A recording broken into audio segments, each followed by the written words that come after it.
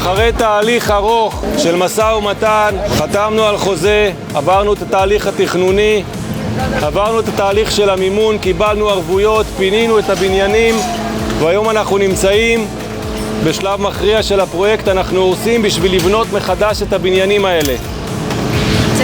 בעזרת השם, בבלי נדר, יהיה לכם בניינים חדשים, דירות חדשות, ממ"דים חדשים, חניות, מחסנים, ושיהיה לכולנו בהצלחה. אני רוצה להתחיל ולהגיד תודה לכולם, לכל מי שלקח חלק בדבר הזה, בראש ובראשונה לכם, שנתתם בחברה את האמון, על הסבלנות, לעורכי הדין שליוו אתכם ותרמו רבות לקידום התהליך הזה והפרויקט המרשים שעומד לקום פה.